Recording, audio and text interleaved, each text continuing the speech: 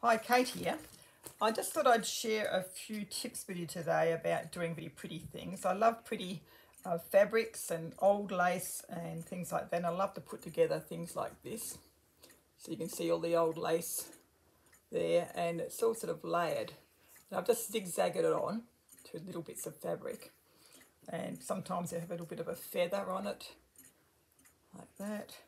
And I love this sort of stuff. It's on a card. Here's another one. A bit of burlap on this one with some other bit of an old doily.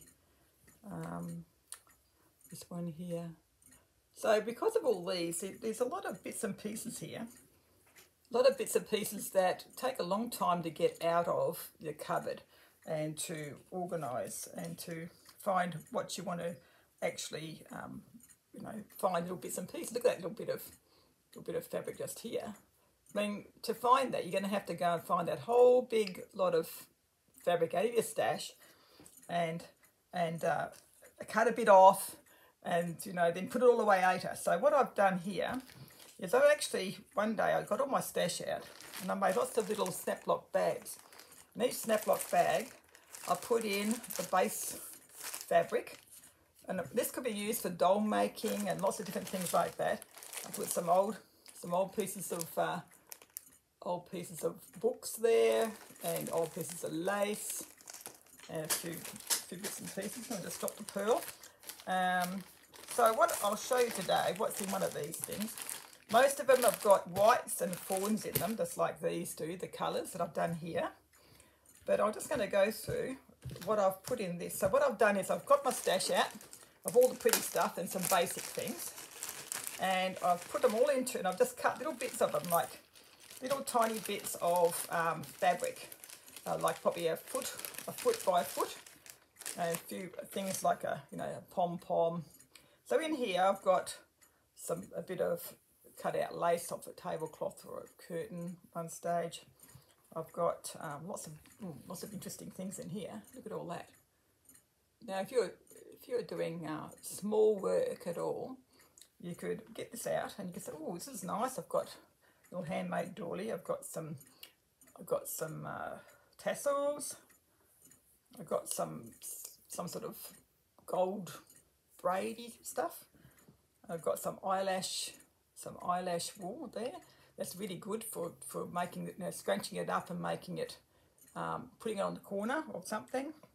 I've got some doilies, some lovely green. I love green.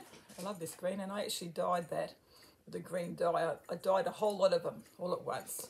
Big ones, small ones. I've been using them over the years. And then we get these little guys that I just cut off tablecloth. They're different, and it's a little bit different from each other. It's a little bit different again. And a few little bits of green that I've loved. This is really lovely, this one. I like that one. And oh, what's this thing? Oh, it's a bit of I don't know what that is, but it's interesting, isn't it? It's the same kind of green. That's why I put it in there. I pick up all this stuff. This stuff here is really nice. I picked this up, like about 6 meters of it, for about $30.